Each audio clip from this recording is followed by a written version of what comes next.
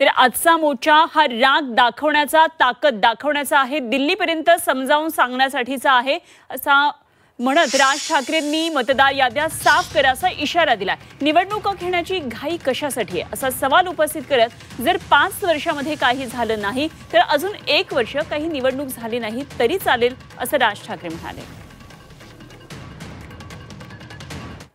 साधी गोष्ट आहे, मतदार याद्या साफ करा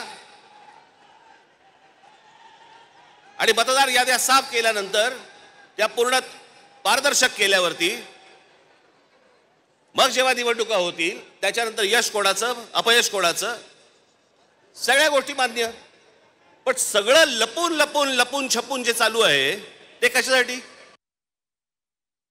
आणि एवढे पुरावे दिल्यानंतर देखील हट्ट सुरू आहे की नाही नाही कोर्टाने सांगितलंय जानेवारीत निवडणुका घ्या। कशा घ्या? का घ्या?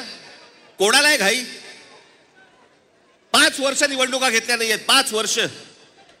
अजून 1 वर्ष गेलं तर काय फरक पडणार आहे? काय फरक पडतो? 5 वर्ष काही फरक नाही पडला, अजून 1 वर्ष गेलं। पण जी माणसं भरली आहेत आतमध्ये त्याचं काय करायचं? मग त्याच्यातल्या त्याच्यात निवडणुका आटपून घ्यायच्या आणि पुन्हा यश पदरी पाडायचं। याला काय निवडणुका म्हणतात?